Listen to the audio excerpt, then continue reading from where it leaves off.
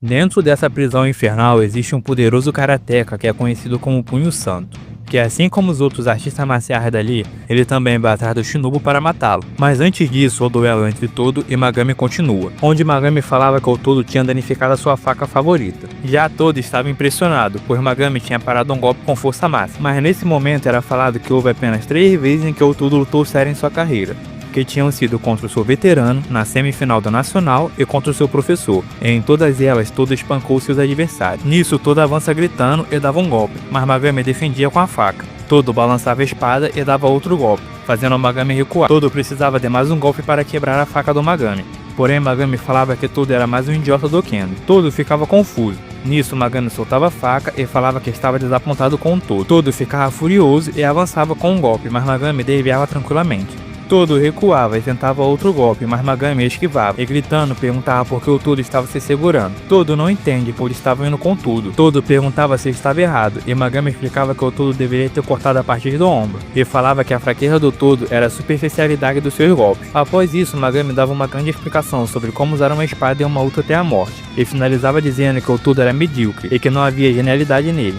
E de quebra chamava o Todo de idiota. Todo fica nervoso e golpeia, mas Magami desvia. Falava que o Todo era um bosta e mandava ele segurar firme a espada. E em seguida quebrava ela com um chute. Todo ficava desesperado e Magami falava que tinha acabado para ele. Magami falava que era hora da Mikoto ir embora. E enquanto tirava a roupa, Magami dizia que só tem 2 tipos de homem no mundo.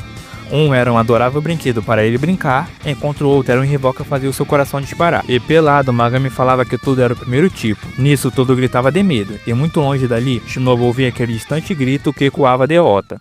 Mas depois de um tempo, Shinobu contava o que aconteceu com ele para o Sasaki. E Sasaki se desculpava por não fazer ideia do que tinha acontecido. Shinobu perdoava o Sasaki e falava que pelo menos ele tinha conseguido saber da Mikoto. Porém, Sasaki falava para o Shinobu que provavelmente ele não iria conseguir chegar até ela, porque não tinha matado ninguém até agora.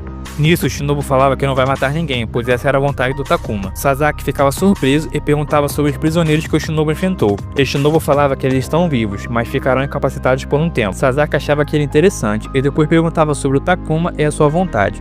Shinobu falava de quando o Takuma disse para o seu pai que iria mudar o rótulo sangrento da família dele, e que dali em diante eles iriam focar em autodefesa ao invés de assassinato. O pai do Takuma não aceitava aquilo, então ambos decidiram isso em uma luta. Shinobu explicava que focar em autodefesa era o desejo do Takuma, para evitar que ele e a Mikoto matassem. Então se ele matasse, a Mikoto também ficaria triste. Sasaki perguntava se o Takuma ainda estava vivo, e Shinobu falava que sim. Nisso, Sasaki falava que o Shinobu tinha que sobreviver e que seu pai tinha falado o mesmo para ele. Sasaki ainda falava para o Shinobu levar a Mikoto até o Takuma. E ouvindo isso, o Shinobu dizia que o Sasaki não tinha nascido para ser gangster.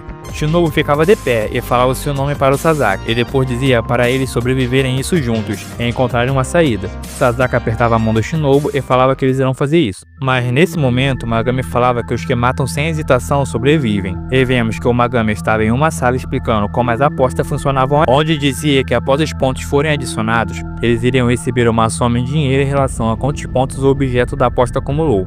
E em caso de morte, o dinheiro iria ir para eles. O presidente apostava no mesmo prisioneiro de sempre. Porém, Magami falava que havia um Joker nesse jogo, onde dizia que ele estava no fim do bloco A, e que era conhecido como Punho Santo. O Punho Santo era um simples karateka que treinava na sua cela, mesmo durante o tempo livre. Um dos guardas ia até a sua cela para pegar os seus pratos e dar uma boa notícia para ele. O guarda falava sobre uma pessoa que tinha entrado no bloco B e que era conhecido como Ceifador Cego, onde diz que o garoto era forte e que o karatê dele não poderia matá-lo. Após isso, o guarda avisa o Magami que ele passou a mensagem. Enquanto a sirene tocava, Magami falava que as coisas iriam ficar interessantes. Nisso, alguém levava um poderoso soco e vemos que o Punho Santo estava aniquilando vários prisioneiros. Um prisioneiro golpeava com a barra de ferro, mas o karateka bloqueava. O prisioneiro via a barra torta, mas rapidamente era acertado por um soco. Nisso, o karateka diz que esse era o princípio do karatê: um golpe, uma morte. Ele vai em direção ao bloco B em busca do Ceifador Cego. O seu nome é Masao Endo, mas ele era conhecido como Punho Santo. Ele tinha um total de 56 pontos. E para você que assistiu o vídeo até aqui, confira esse outro vídeo onde eu conto a história do karateka mais brabo dos animes. Obrigado pela sua companhia e até o próximo vídeo.